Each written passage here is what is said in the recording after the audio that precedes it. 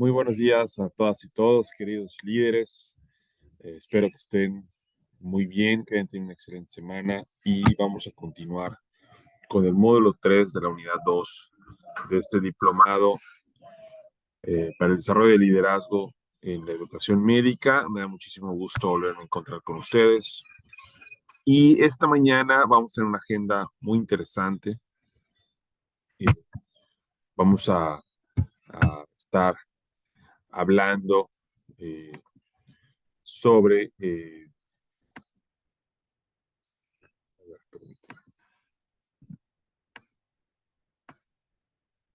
vamos a estar hablando sobre la innovación docente e investigación en educación médica, eh, que tiene que ver, el módulo 3 es programas de pregrado y posgrado orientados al futuro. Y para iniciar esta mañana voy a presentar al doctor Francisco Garrido Cisterna. Él vamos a iniciar esta mañana, quien él nos va a dar una charla eh,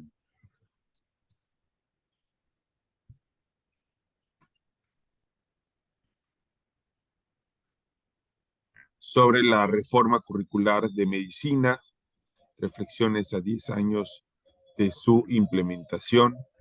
Y esto, eh, el doctor es médico especialista en radiología y magíster en educación médica. Realiza docencia de pre y posgrado en la Escuela de Medicina. Ha participado en el diseño e implementación del continuo curricular de radiología en el marco de la reforma curricular de medicina. Además, es académico de Magíster en Educación Médica, donde imparte el curso Evaluación de Programas Educacionales de las Profesiones de la Salud y es profesor guía de actividades de graduación. También es miembro de la Comisión de Reforma Curricular de Medicina 2015-2020, de la Dirección de Pregrado de la Escuela de Medicina y actualmente es subdirector de pregrado en la Pontificia Universidad Católica de Chile. Bueno, pues sin más, les voy a dejar con esta interesantísima charla del doctor Francisco Garrido Cisterna.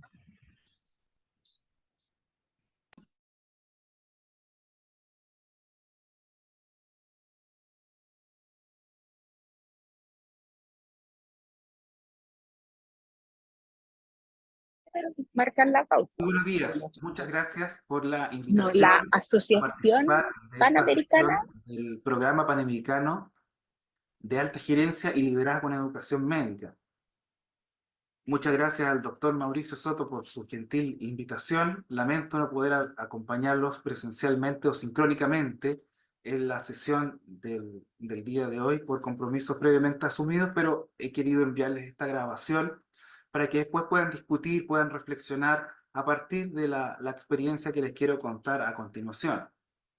Yo soy el doctor Francisco Garrido, yo soy médico radiólogo y actualmente soy el subdirector de pregrado de la Escuela de Medicina de la Universidad Católica.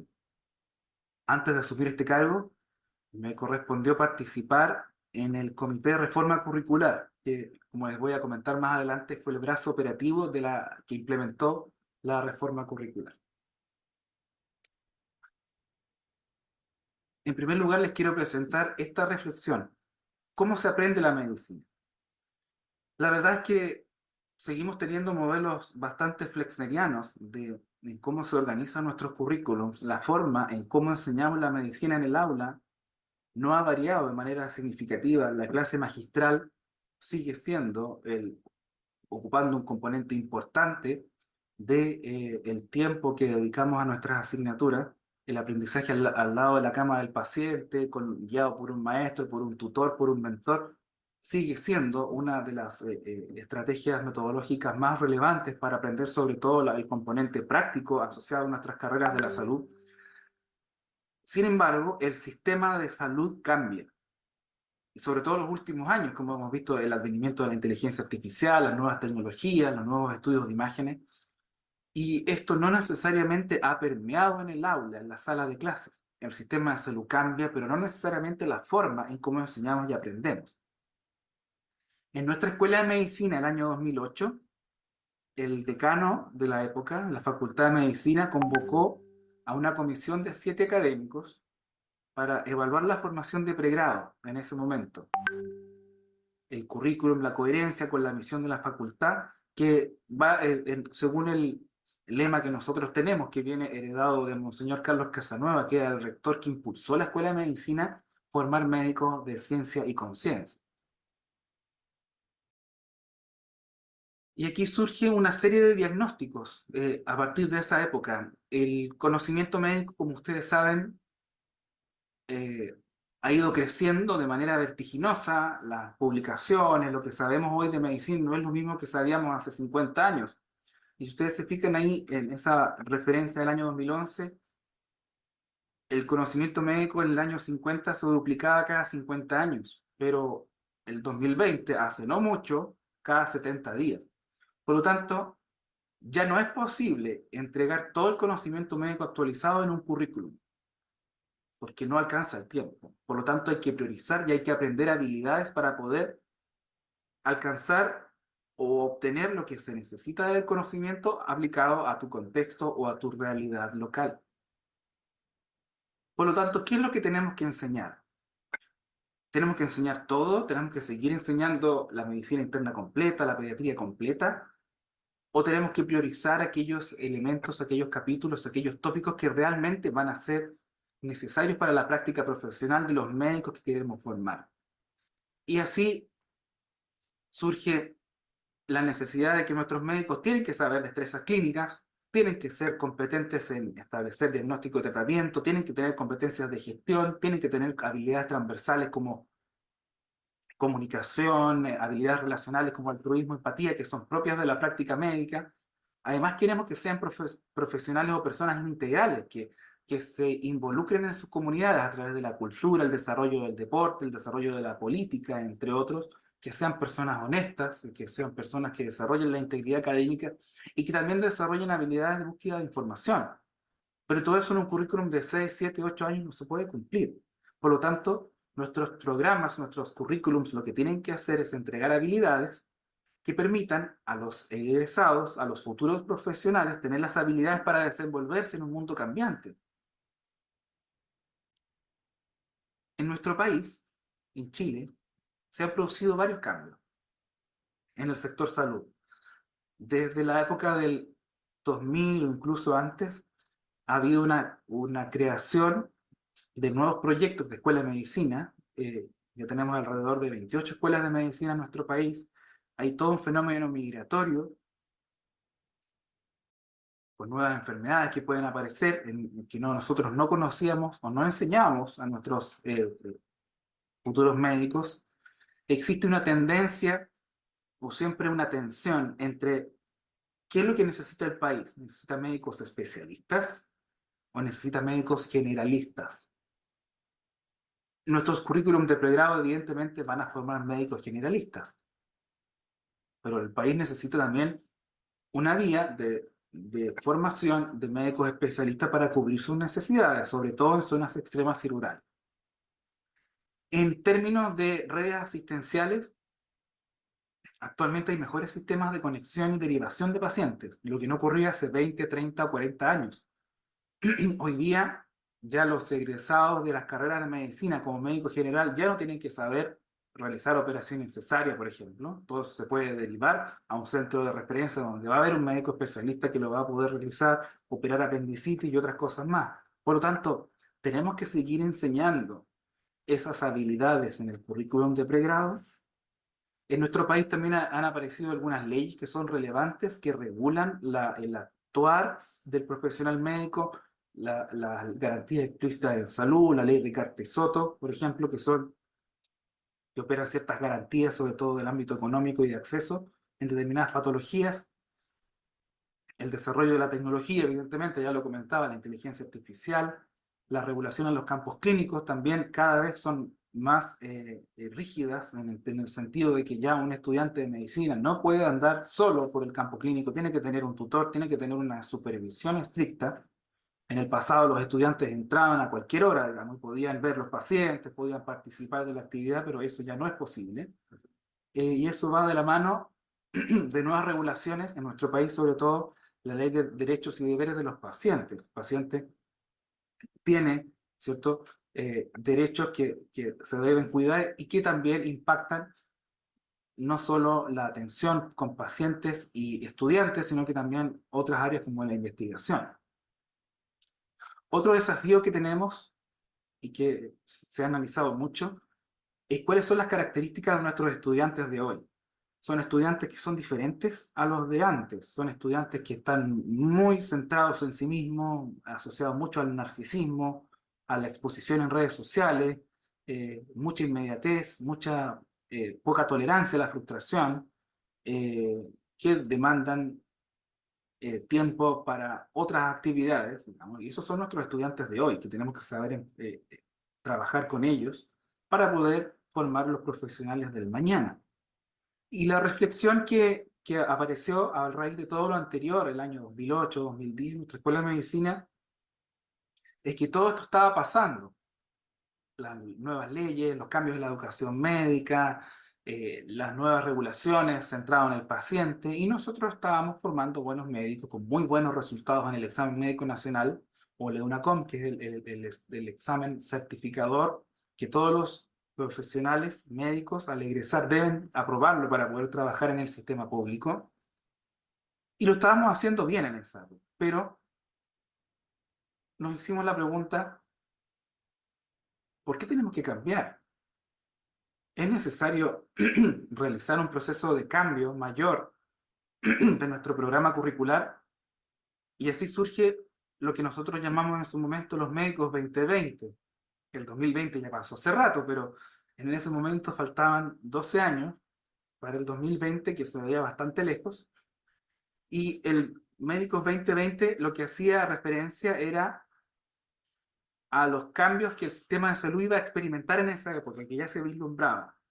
La complejización de las redes de salud, tanto primarias como de mayor complejidad, el acceso a mejores tecnologías, nuevos diagnósticos, la telemedicina, los nuevos marcos regulatorios, la relación médico-paciente.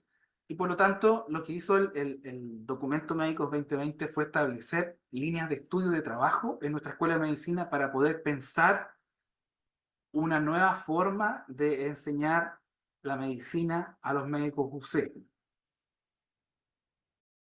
¿Y por qué? Porque en nuestra Escuela de Medicina tiene una fuerte línea de innovación, de creación en educación médica. Hay un Centro de Educación Médica y Ciencias de la Salud que apoyó este proceso desde el principio en un apoyo metodológico y de respaldo técnico para poder establecer cuál era el mejor modelo de programa curricular para ofrecer más adelante.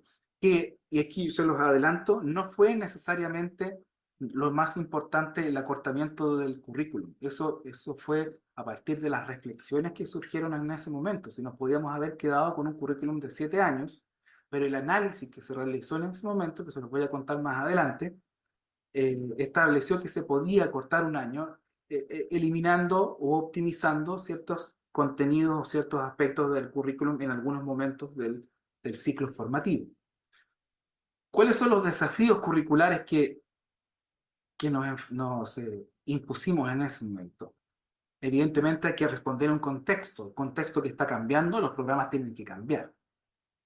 Las metodologías deben ser activas, centradas en el estudiante para favorecer su propio aprendizaje, con evaluaciones acordes a estas metodologías, poniendo un foco especial en habilidades de profesionalismo, autoformación, que es clave en el desarrollo profesional continuo de la medicina, comunicación, razonamiento clínico, liderazgo y creatividad.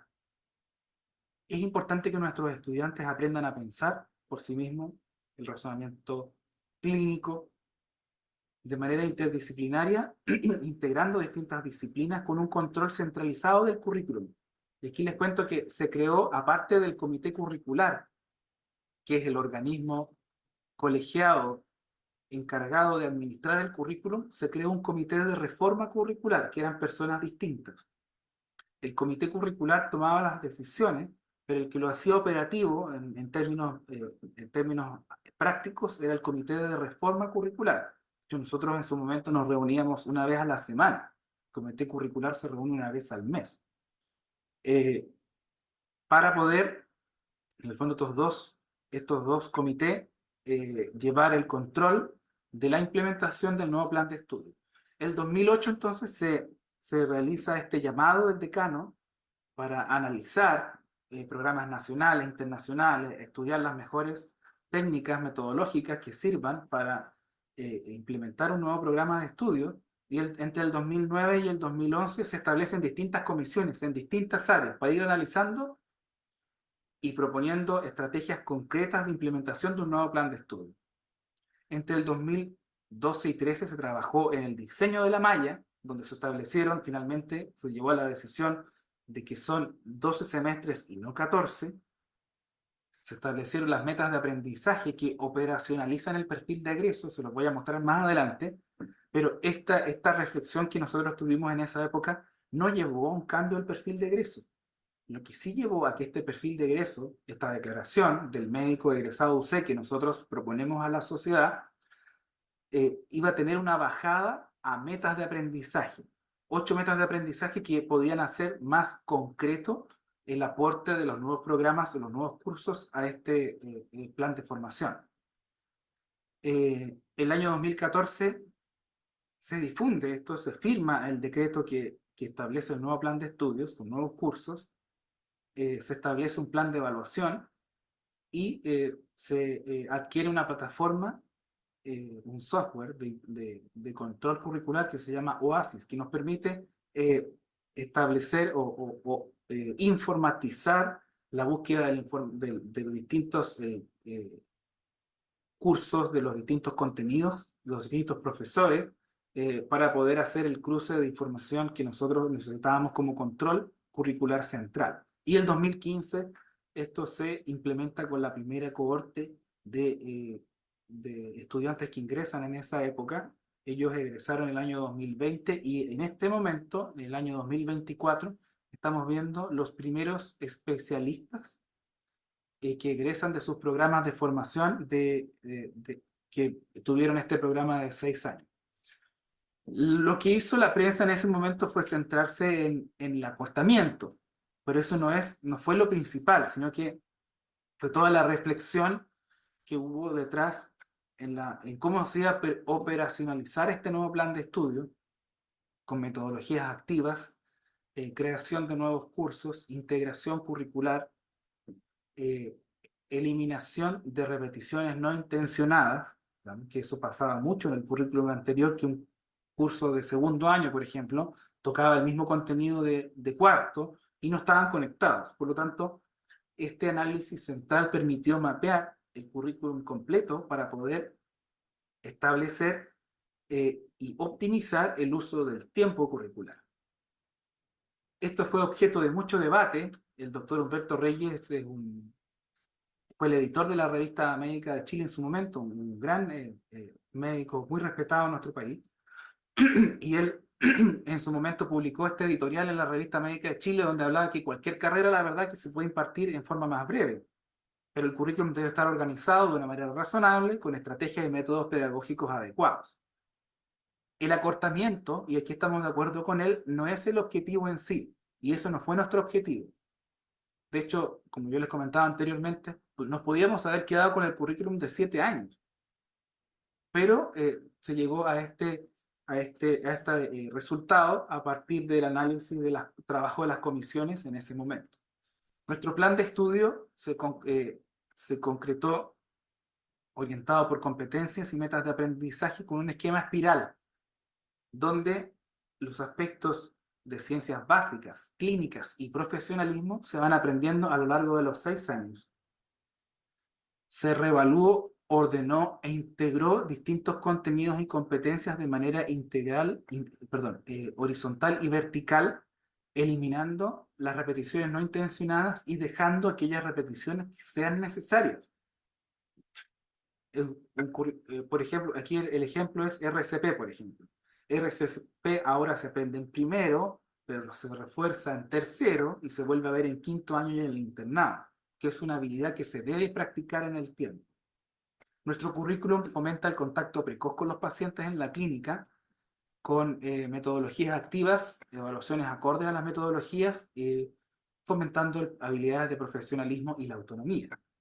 Este era el currículum original hasta la admisión del año 2014, de 7 años, 2 años de internado. Bastante, este fue nuestro programa clásico durante mucho tiempo. ¿Qué cambió a esta nueva propuesta curricular, donde el 30% de los cursos son nuevos y el resto de los cursos se reestructuraron en términos de sus contenidos y de sus metodologías? Algunos se cambiaron, incluso hubo un cambio en la secuencia curricular.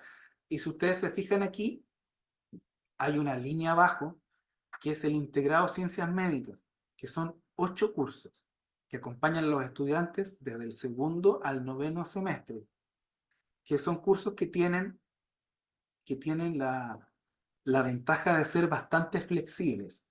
Y son estos cursos donde muchos de los componentes de las metas de aprendizaje se juegan. En todos los cursos se juegan, pero aquí hay un especial énfasis en habilidades de profesionalismo, de comunicación, trabajo en equipo, ética e investigación. Y si ustedes se fijan, solo a modo de ejemplo, en primer año revisamos temas de comunicación, pero comunicación de la salud. En los medios de comunicación vemos algunos aspectos de investigación, aspectos de rol profesional. En el integrado 5 vemos temas de diagnóstico. Ellos están aprendiendo, están viendo sus primeros pacientes en el curso de clínicas 2. Y en forma paralela hay un curso de diagnóstico, razonamiento diagnóstico. Paralelo a pediatría y obstetricia, hay un curso de promoción y prevención a lo largo del ciclo vital. Por lo tanto, estos cursos integrados del 1 al 8 tienen la ventaja de ser flexibles y que van estableciendo estrategias de integración con los cursos del mismo semestre y hacia atrás, para reflexionar sobre temas de la medicina que sean transversales y que no estén en otras asignaturas. Los internados son todos los que están ahí, que se agruparon en 3 semestres, se dictan en 3 semestres y no 4, con un fuerte énfasis en lo médico quirúrgico, pero un foco muy especial en lo que tiene que ver con lo ambulatorio. También, evidentemente, hay componente hospitalario, componente de paciente crítico en las unidades de paciente crítico de nuestro hospital. Es un programa que es flexible y orientado por competencias. Todas estas competencias son las 8 metas de aprendizaje.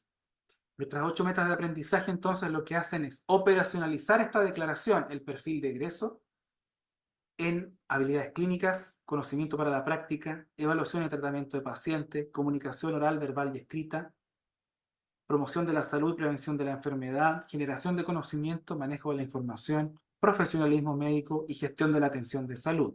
Veamos un ejemplo. En la meta de aprendizaje, comunicación oral, no verbal y escrita, hay un desempeño específico que deben lograr los estudiantes que se llama entregar información relevante para la tarea clínica. ¿Y cómo esto se aplica o se operacionaliza en el contexto de los cursos? A través de esto. Entregar información biológica, psicológica, social y espiritual en diagnóstico, terapia, pronóstico, seguimiento, procedimiento, incorporando necesidades del paciente. Este es un documento que declara las metas de aprendizaje y yo aquí les traje un ejemplo. Cuando se crearon estos cursos, se creó lo que se llamó la matriz de tributación, que permite establecer el control centralizado de cada una de estas metas de aprendizaje. Y así, cada profesor, jefe de curso, analizó su programa y fue a hacer el match con la matriz de tributación. Por ejemplo, si ustedes se fijan acá, el curso de razonamiento matemático tributa a la habilidad clínica 1J, por ejemplo, de la primera meta de aprendizaje. Y así sucesivamente, cada uno de los cursos está mapeado en esta matriz de tributación, que nos permite a nosotros, como comité curricular o como dirección de pregrado, llevar el control centralizado de esto. Sin embargo, al igual que como todo el mundo, en su momento cambiaron las preguntas y la universidad, como todas, cerraron el año 2020. El año 2020 era el último año de la primera cohorte. Por lo tanto, no pudimos implementar el programa de internado tal cual como estaba establecido. Y tuvimos que flexibilizar muchas rotaciones, muchos componentes del programa para poder enfrentar la emergencia del coronavirus. Pero esta fue una oportunidad. No sé si ustedes estarán de acuerdo conmigo, pero ¿cuántas generaciones de nosotros en su formación tuvo la oportunidad de vivir un momento de la historia de la medicina como este? Si bien hay una pérdida de desarrollo de algunas habilidades o aprendizaje de contenidos, el haber vivido este momento histórico en la historia de la salud mundial, sin duda que deja muchos aprendizajes en esta generación. ¿Y qué aprendimos? Entre muchas cosas. Volver a lo importante. ¿Qué es lo necesario? Las habilidades transversales fueron muy importantes en esta época, sobre todo la humanización de la medicina, el trabajo en equipo, a pesar de que estábamos distanciados, componente ético. Y nosotros lo vimos como una oportunidad en la implementación del internado, porque creamos nuevos internados. De hecho, nuestro internado no se detuvo. Nosotros tenemos la red de salud UC Christus, que es parte de nuestra institución, donde pudimos continuar con el internado, con ciertas restricciones, evidentemente, como en todo el mundo, impuestas por la autoridad sanitaria. Y esos cupos que se nos fueron dando en el contexto de emergencia sanitaria, los utilizamos para crear nuevos internados. Creamos internados integrativos, musculoesquelético, desarrollo infanto-juvenil, medicina inclusiva, dolor, fisiatría, entre otros, que sirvieron para complementar la formación de los estudiantes en ese momento. Todos los estudiantes de esa cohorte hicieron 3 internados obligatorios. Un internado de radiología, que lo hicimos virtual, que estuvo a cargo de quien habla en su momento. Un internado por la unidad de paciente crítico. Fíjense lo importante que fue esta rotación para esta cohorte completa de 2 semanas de duración, el momento en que todo el foco de la atención de salud estaba en las unidades de paciente crítico. Bueno, ellos rotaron y participaron de esa actividad. También hubo un internado de simulación de procedimientos de 1 semana que sirvió para poder nivelar ciertas competencias prácticas que no se pudieron lograr previamente. Para poder establecer la efectividad del programa, se realizó un estudio comparativo de 2 cohortes, la última, la admisión 2014 y la admisión 2015, que fueron seguidas a lo largo del tiempo en varios indicadores, como suspensión, reprobación, abandono, la encuesta de evaluación de curso, el rendimiento en ciertas notas o instrumentos, y un estudio que fue aprobado por el Comité de Ética, que se los voy a mostrar más adelante, con esta hipótesis, que el programa nuevo de la cohorte 2015 no es inferior al anterior. Nosotros no queríamos probar de que este programa nuevo era mejor que el anterior. Lo que queríamos establecer es que eran igual de buenos para formar buenos médicos en algunos indicadores que les voy a mostrar más adelante. Si ustedes se fijan acá, en términos de abandono del programa, no hay grandes diferencias en términos de renuncias, suspensiones y reprobaciones en las distintas cohortes, e incluso en las notas hay algunas diferencias, sobre todo más asociadas al primer año, entre la cohorte 2014 y 2015. Sin embargo, a lo largo del tiempo estas se van equiparando hacia el egreso. Estos son los resultados del EUNACOM. El EUNACOM es el examen final que lo rindieron las 2 cohortes al mismo tiempo, en la misma prueba, por lo tanto. Y si ustedes se fijan, los porcentajes de logro en cada una de las áreas que mide este examen fueron exactamente las mismas, un empate finalmente. La generación 2014, 83,26, y la del 2015, 83,27. O sea, ahí no hay diferencia significativa en el puntaje promedio de las cohortes y tampoco en las áreas que mide el examen. La evaluación longitudinal que se estableció en ese momento, que fue aprobado por el Comité de Ética, se realizó en distintos momentos del programa, que fue una evaluación tanto de contenidos, algunas preguntas específicas de ética, profesionalismo, comunicación.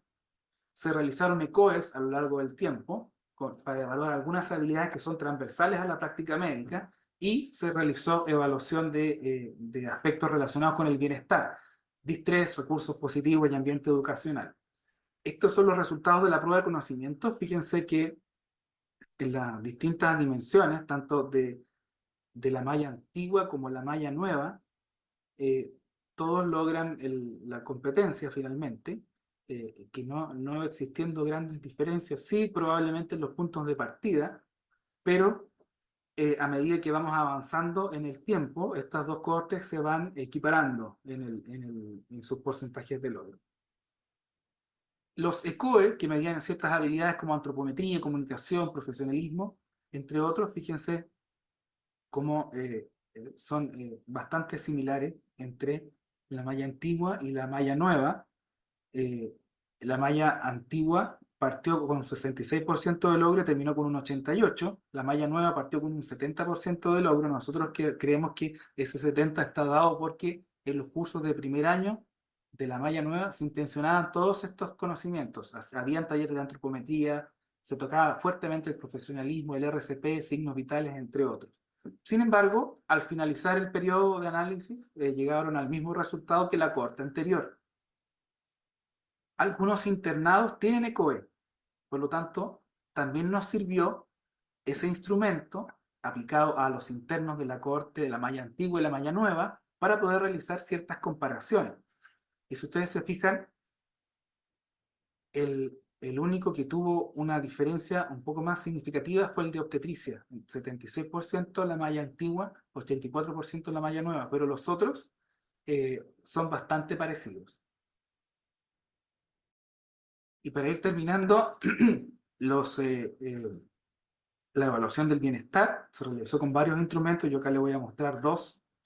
El DAS-21 es una encuesta de depresión, ansiedad y estrés. Aquí están los elementos de depresión y estrés. Fíjense que los estudiantes de la malla nueva, al principio, tenían menos depresión y menos estrés que los estudiantes de la malla antigua. Sin embargo, a medida que pasaba el tiempo, estos porcentajes se tendían a asimilar a los de la malla antigua a lo largo del programa. Y lo mismo sucedía con estos instrumentos de evaluación específica de bienestar, en el sentido de estudiantes quemados con burnout.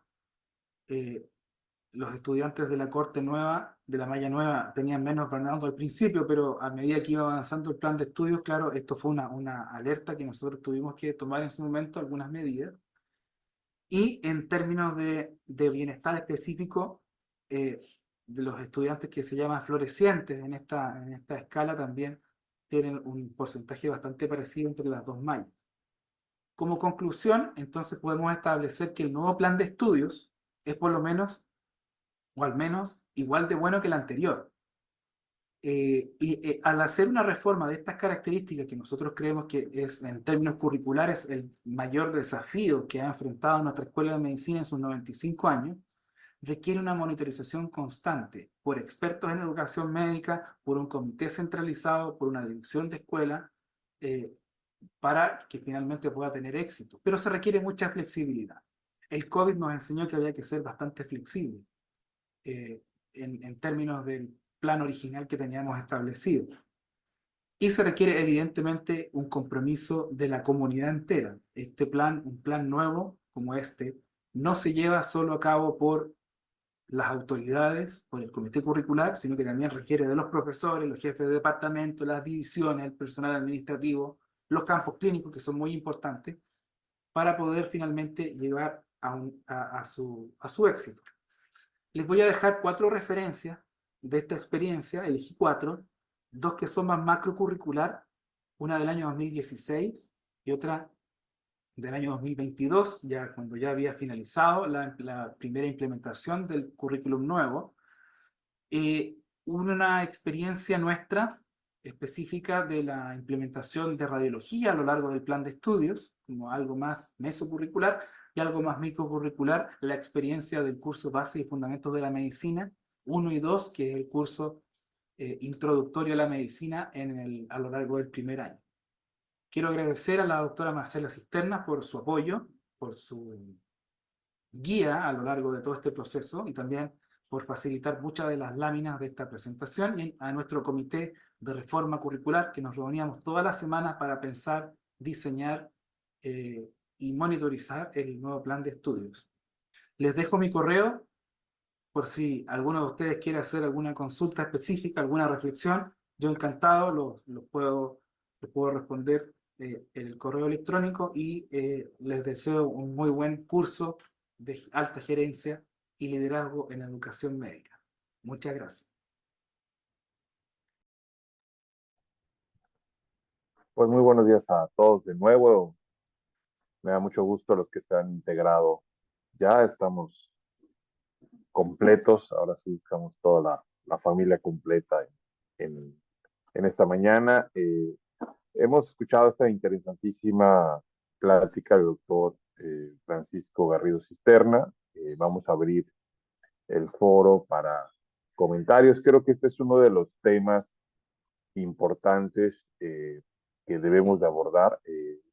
Muchas veces se habla de las reformas curriculares, pero se habla de muchas cosas simultáneamente, ¿no? Entonces, muchas veces cuando hablamos de las reformas terminamos hablando eh, de las competencias, de las estrategias de enseñanza, de las estrategias de evaluación, de las rotaciones clínicas, eh, y pocas veces nos planteamos el tema de la duración de los planes de estudio y sobre todo un tema que me hubiera encantado preguntarle al doctor. No está, pero creo que hay alguien que participó en este proyecto, me parece, está aquí, de Chile, si nos pudiera igual ayudar a contestar un poco más algunas preguntas que pueden estar relacionadas al proyecto. Es cómo se está viendo también el proceso formativo de pregrado como un proceso formativo terminal, ¿no? Si este debe de seguir siendo pensado así como un proceso terminal o debe conectar a procesos de posgrado, especialización de manera directa, no solamente de las especializaciones clínicas, sino también hospitalarias, sino también hacia las especializaciones de la medicina comunitaria, de la medicina familiar, de las maestrías en ciencias, de las maestrías en administración, en docencia, etcétera. Esta semana justamente me invitaron a un podcast donde hablé sobre eso. En un momento se lo voy a mandar para no extenderme yo en mi comentario y ustedes tengan más oportunidad de hablar sobre este tema. Pero creo que son de esos temas que tenemos que empezar a platicar, ¿no? Si el plan de estudios, que generalmente en Latinoamérica está durando entre 6 y 7 años, contando los internados y los servicios sociales en los países donde este existe, o ya debemos de empezar a pensar en esquemas formativos de medicina generalista o medicina básica de 4 años, 4 y medio, con 2 años más que puedan llevar hacia un proceso ya de desarrollo de la función profesional específica que va a ser el médico en su entorno, ¿no? Llámese, como les decía, puede ser desde medicina comunitaria, medicina familiar o alguna otra especialidad, medicina interna, cirugía, cualquiera de estas. Entonces, pues abrimos el foro para la discusión. Tenemos unos 20 minutos para platicar antes de que llegue nuestro siguiente ponente y adelante. Estamos muy atentos a las manos levantadas. Creo que la experiencia que nos presentan hoy en este acortamiento del currículum abre perfectamente las posibilidades para poder platicar sobre esto. ¿Qué comentarios tienen? ¿Qué experiencias tienes? ¿Quiénes han acortado su currículum? ¿Quiénes creen que debe de acortarse más? ¿Quiénes creen que esto debe de mantenerse en 6, 7 años? ¿Y cuáles son las experiencias? También consideremos que los currículums de 6, 7 años más los procesos de especialización que pueden durar hasta 8 años, nos están dando procesos formativos de medicina de 16 años. O sea, ¿cuánto tiempo productivo de una persona puede perderse en 16 años, ¿no? Entonces, adelante, Jorge, por favor. Hola, buenos días, gracias. Ramón, qué gusto saludarte. Bueno, comparto un poquito de la experiencia, a lo mejor detonar por ahí algunas preguntas para saber si alguien de los colegas ha tenido estos retos. Nosotros en la Universidad de Monterrey iniciamos nuestro rediseño o nuestra reflexión curricular, la vigente, en 2018, 2019. Empezamos a trabajar con las actualizaciones, insertando, pues ahora sí que contenidos que se orientaron un poquito más a experiencias internacionales, buscando que nuestros estudiantes, además de pasar el examen de especialidades aquí en México, pudieran posicionarse también en nuestros países por nuestra cercanía con la frontera. Para nosotros presentar ECFMG, los STEPS es algo natural para nuestros alumnos, entonces orientábamos que el programa fuera un poquito más retador en esa parte, más contenido de ciencia básica sobre todo y por supuesto la experiencia clínica. Los retos surgen, pues como supongo que la mayoría de los que iniciamos en reflexión curricular en ese momento, enviamos los permisos a las autoridades de educación. 2019, 2020 se atraviesa la pandemia y entonces tenemos permisos de operación hasta el 2021, ¿no? Y en 2021 recibimos, empezamos a implementar en 2022 y entonces hablamos que es un plan de estudios ya con una antigüedad casi de 5 años desde su diseño original. Cuando hablamos de reflexión curricular y cuando hablamos de actualizaciones, no sé en el resto de países de Latinoamérica cómo enfrentan estos retos de los tiempos que toma para las autoridades educativas el liberar los permisos para operar un programa de estudios, o si es que en otros países a lo mejor no se requiere de estos permisos tan específicos. En México particularmente requerimos dos para poder operar, que es la opinión técnica de la Secretaría de Salud y el permiso o el registro de validez oficial de estudios de la Secretaría de Educación. Entonces, eso sería por una parte. Creo que el tiempo que toma poder implementar un currículo que se reflexiona y se desarrolla toma bastante tiempo y entonces, a pesar de todas estas publicaciones actuales sobre el dinamismo curricular, la flexibilidad y la adaptabilidad que debe tener un currículum, hacerlo de forma oficial es un reto y bueno, después tenemos que estar parchando para tratar de salvaguardar y actuar frente a estos nuevos retos, ¿no? Y por otra parte, la reflexión curricular, sin duda, pues recae sobre un consejo curricular que seguramente atrae a muchos expertos para conversar, pero ¿cómo les va con la parte de la implementación en el ejercicio ya docente? Si bien pues no participan todos los docentes de la Escuela de Medicina y cuando traemos un nuevo plan de estudios con nuevos retos, nuevos objetivos e incluso tal vez nuevos modelos pedagógicos, pues los docentes también se vuelven un reto en el cambio de cultura. Hay docentes que desean continuar enseñando y creo que lo hemos discutido varias veces, como tradicionalmente venían enseñando durante 20, 30 años. Entonces, implementar un nuevo currículum, sin duda alguna, pues trae este reto también de cambio de cultura docente y demás elementos que ya hemos conversado, ¿no? Entonces digo, si hablamos de cambios y reflexión curricular, pues yo dejo esos dos puntos en la experiencia que hemos tenido. Gracias, Jorge. Nos esperamos más comentarios. Creo que hay muchas experiencias en este grupo y además recordemos que aquí todos somos líderes y nos interesa conocer estas experiencias en las transformaciones curriculares que, como bien dice Jorge, representan muchos retos, ¿no? Y en muchos sentidos, y hay muchas formas de hacerlo que pueden ayudar a ir solventando algunos de estos retos, ¿no? No sé si está hoy en la mañana Marcela Castillo, que nos había compartido también una propuesta curricular que hicieron en su universidad y nos había compartido por el, por el chat. No, creo que no la veo hoy.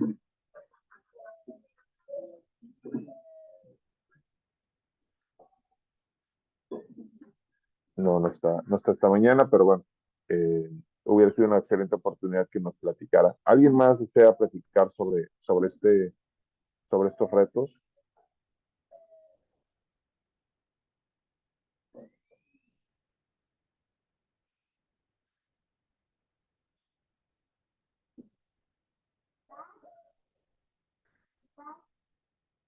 En este sentido de lo que comentabas, Jorge, algunos expertos sugieren o recomiendan que cuando se hacen las transformaciones curriculares, eh, se debe de tener muy claro el porqué de la transformación curricular, ¿no? Y los porqués deben ser muy transparentes en el proceso y muy incluyentes también para poder lograr que toda la academia también se sume al proceso no solamente operativo del currículum transformado, sino también al proceso transformador, ¿no? Eso es algo que igual es un gran reto. Creo que es uno de los principales retos curriculares. Yo tuve un maestro en la maestría, valga la redundancia, que me dio la materia de currículum. Y la primera clase que él entró al salón, la recuerdo muy bien, nunca la voy a olvidar, y nos dijo, el currículum es un problema político, ¿no? Y todos nos quedamos así como sorprendidos porque, pues, cuando estás estudiando la maestría y cuando estás, pues, más chavo, uno piensa más en los aspectos técnicos, ¿no? Eh, y algo que he descubierto a lo largo de los años y de haber participado en varios procesos curriculares es que es cierto, y el problema político es justamente lo que decías, es cómo los profesores, cómo la academia, el claustro, se incorpora, se apropia, interpreta estos cambios curriculares, ¿no? Y cómo se empiezan a mover los intereses respecto de no solamente del número de horas y si voy a poder dar mi materia o no, y esto me representa incluso en algunos casos si voy a tener trabajo o no voy a tener trabajo en la universidad, sino que además implica modelos, implica visiones que muchas veces pueden ser encontradas entre la academia, o sea, la gente que está en la universidad y la gente que está en el campo clínico, donde muchas veces la formación médica se ve desde otra perspectiva, ¿no? Entonces, y además de otros intereses que pueden estar asociados a otros actores políticos que tienen que ver con el sistema de salud y las políticas de salud del país. Entonces, en realidad, hablar de transformaciones curriculares implica un reto de este tipo, ¿no? Y creo que esa ha sido una constante. No sigo hablando, ya veo que varios se animaron, entonces demos la palabra a los demás. No vi quién fue primero, pero por respeto y por cortesía le daremos la palabra primero a la doctora Peralta, adelante. Muchas gracias, buenos días desde República Dominicana. Pues les comento que nosotros en el país hace un tiempo atrás teníamos currículum largos de 7 años. Creo que todavía quedan algunas universidades que tienen currículum largo, pero la mayoría ya nos hemos ido yendo hacia 5 años, 5 y algo, no mucho, pero el cortamiento hubo que hacerlo, el acortamiento. Yo veo que los procesos de reforma más qué competencias vamos a ver, qué hacemos en los sílabos, cómo hacemos la matriz de tributación, colocamos todo donde lo queremos. Eso es, yo diría que como la parte más fácil, toma mucho tiempo también, pero es de lo más fácil. Ahora, formar a los profesores para cambiarle la forma de pensar y más aún, ¿cómo hacemos que los estudiantes puedan aprender a pensar de forma efectiva y motivarlos a integrarse ahí? Es lo que yo veo que da más trabajo, porque uno puede tener en papel todo planificado, pero cuando lo trata de hacer operativo, entonces es que vienen los retos mayores para irle dando el seguimiento y para poder lograrlo, porque uno sigue todos los procesos de reforma con todos los pasos que lleva, todo es mucho tiempo de trabajo, mucho esfuerzo, un equipo enorme, formación de los docentes, formación del personal administrativo de apoyo, ayuda de todo el mundo, asesoría internacional, nacional, de todo. Entonces, a la hora de implementar, se logra, pero lo más difícil es hacer que los estudiantes y los docentes, que son los que al final hacen el cambio, porque nosotros lo planificamos, pero ellos lo hacen operativo en el día a día. Entonces, es ahí donde viene el reto. Él decía en nuestro expositor anterior que había que enseñar a los estudiantes a pensar. Enseñamos a pensar. Y yo digo, la verdad que tenemos un gran reto en eso, porque los profesores todos tenemos que enseñar a pensar, tener la conciencia del cambio que tenemos de generaciones y el seguimiento, más que contenidos, estrategias específicas para evaluar esa competencia y estrategias específicas para trabajar una competencia, viene esa otra parte de interacción con los estudiantes. Ese yo siento que es para nosotros aquí por lo menos el mayor reto. Pero se puede, se puede. Gracias por la oportunidad.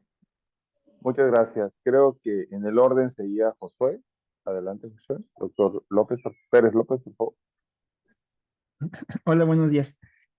Coincido con el doctor García sobre los dos retos grandes sobre la implementación del currículo, la alta complejidad y lo tardado de los tiempos.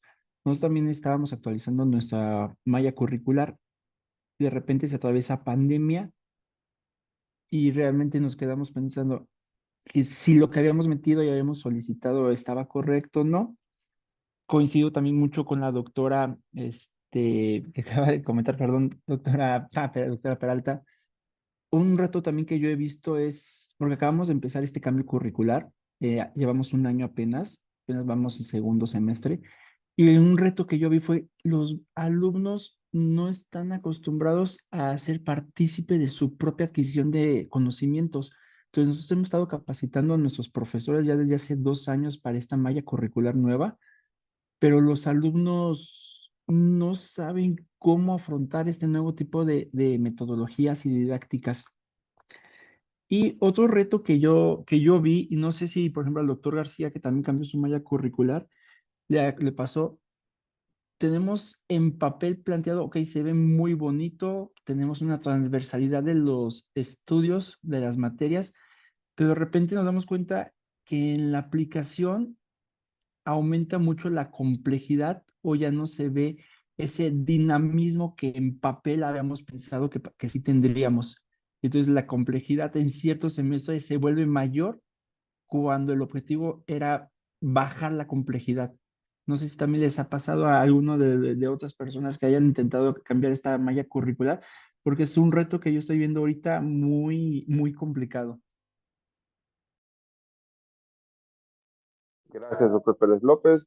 Nos queda tiempo para dos participaciones. La daremos al doctor Pulido en el orden que ya le había solicitado y posteriormente a la doctora Blanca Hernández. Adelante, doctor Pulido. Muchas gracias por su intervención. Está apagado su micrófono. Muchas gracias, doctor. Espero Ahora sí. muy amable. Además, la plática estuvo sumamente iluminativa. Un punto que a uno le llama la atención y lo comparto con ustedes es lo que hicieron en Chile. Suena muy interesante. ¿Qué tal si hubiera existido, o sea, a lo mejor existe, una comisión también de reforma del sistema de salud? Porque una de las cosas que no tenemos, y lo tenemos aquí en Venezuela, Ramón, es que no tenemos sistema. Y aunque digan que hay, pero la verdad que no hay. Y lo hemos estado batallando desde hace tiempo. La mejor idea de cómo implementarlo, si evitamos estos caminos paralelos, una cosa es la reforma curricular y la otra es la reforma del sistema de salud. Ambas tienen que comunicarse porque hacia dónde vamos, ¿no? Y qué es lo que queremos lograr. De manera que ese esfuerzo, que es un elemento catalítico muy importante, debe de, tal vez, compaginarse con las labores de las asociaciones nacionales de escuelas de medicina, de facultades, ANPEM, las que tengamos, en fin, la ABEPAM, eh, todas las demás. Y la Federación Panamericana, yo estoy seguro que eso además lo comparte muy bien Marcos Núñez, su presidente. Pero eso es un tema de fondo. El tema de fondo es qué tipo de sistema de salud es el óptimo, porque cambia. A lo mejor el sistema de México es diferente al de nuestro, y en fin, hay un elemento básico que sí nos es útil a todos. Y luego el otro aspecto que sí hace posible ese tipo de enfoque es las nuevas tecnologías. Antes comunicarnos no era fácil, ahora se ha facilitado todo esto. Entonces, de manera que es un canal no, el canal, pero un canal de investigación, ¿no? Y de acción, ¿no? Eso es lo que quería sugerir y me parece muy bueno como reflexión. Esa narrativa de Chile, excelente. Me pasó esto, tal, vino pandemia, 20 de marzo, me tuve que esconder y todo lo demás. Y aquí lo pasó igual. Le digo porque uno cuando está en la parte docente, es muy distinto estar en la parte docente a estar en la parte estadal, ¿no? A mí me tocó un par de años ser ministro de salud y lo que encontré pues un caos, ¿no? Entonces, ¿cómo le hacemos, como decimos, como dicen en México, cómo le hacemos con este asunto, ¿no? Entonces, esas son reflexiones que me parecen muy interesantes para el grupo y estoy seguro que en Dominicana, doctora Peralta, lo están haciendo. Hay gente que está muy interesada en compaginar ambos esfuerzos, y en otros países también, Chile, pues, y lo que han participado en esto. Muchas gracias.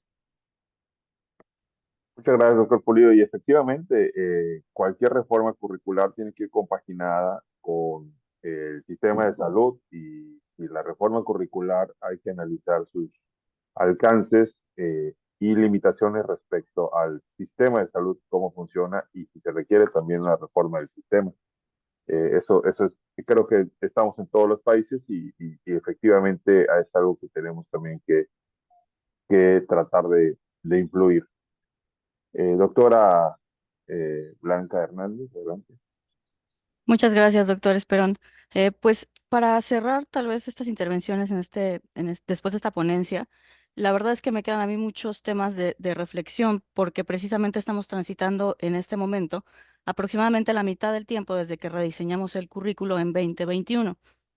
Este rediseño pues implicó una serie de propuestas, siendo una de ellas el doble título para el estudiante de medicina en México y en Estados Unidos, pero con una visión mucho más allá de solamente obtener algo efímero que pueda ser un segundo diploma. La realidad es que buscamos formar de manera integral al estudiante, complementando lo que nuestro currículo ya tiene establecido sin ninguna modificación en el mismo. Por lo tanto, tratamos con esto de evitar cualquier situación que pudiera perjudicar el avance curricular del estudiante, adicionando componentes externos desde la modalidad asincrónica o en línea. Esto puede ser una ventaja, estamos estudiándolo, pero evidentemente los retos que hemos vivido en este momento y se los quiero compartir, pues uno es tema presupuestal o de esta compaginación de ideas, si realmente nuestra propuesta está atendiendo a las necesidades no solamente del momento, sino de los próximos 10 o 15 años, y seguramente en 2 años que nos volvamos a sentar el comité curricular a dialogar al respecto, estaremos poniendo sobre la mesa estas situaciones. Sin duda alguna, la formación académica o docente es crítica porque son ellos los actores que van a permitirnos implementar el plan estratégico diseñado. Y esto pues implica un reto de comunicación. Y aquí es el punto que quisiera yo aportar como adicional, una comunicación interna de cuáles son estos cambios que están sucediendo desde los cuerpos colegiados, desde los equipos administrativos, pero yo quisiera sumar que para nosotros un gran aliado ha sido el propio equipo comercial o de diseño, porque ellos han permitido hacer tangible de manera más amigable la descripción de este proceso para que sea comprensible con la comunidad educativa. En este momento, pues ya estamos transitando más o menos 3 generaciones con el nuevo plan de estudios, la primera generación que está cursando el doble título y estamos empezando a trabajar investigación educativa al respecto como parte de este proceso de realmente funciona, no funciona, estamos en el camino correcto y evidentemente pues esto buscamos compartirlos con diferentes actores y líderes que puedan retroalimentarlo para determinar si estamos proponiendo algo replicable, porque esa es la intención no solamente en México, sino en Latinoamérica. Es mi experiencia que quiero compartir, Ramón. Muchas gracias, Blanca. Pues estamos ya a 2 minutos de iniciar. Si quisiera alguien más un último comentario, tenemos 2 minutos para hacerlo.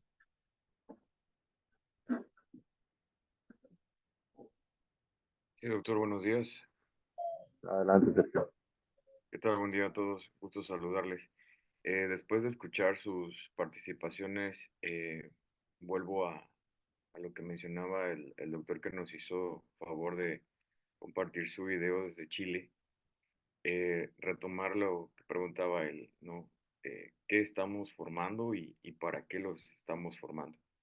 Esas dos preguntas son bastante esenciales y cada una de nuestras instituciones pues tiene de naturaleza diferente, contextos diferentes y como mencionaba el doctor, eh, es necesario que analicemos quizás desde lo macro a lo micro que seríamos nosotros y también de lo micro a lo macro para que se integren o se articulen todas estas visiones y misiones porque si nosotros reformulamos o reestructuramos desde nuestra cosmovisión, quizás no, nos podamos quedar pequeños ante un panorama grande como es el país y las políticas públicas que sabemos, bueno, en México, cuando hay cambios de gobierno, hay nuevas ideas y nuevas propuestas, entonces debemos de preguntarnos para qué o con qué estamos trabajando, las herramientas que tenemos a futuro. Gracias, doctor. Pues muchas gracias a todas y a todos. Pues vamos a continuar con el programa y eso significa pasar a la siguiente plática. Tendremos al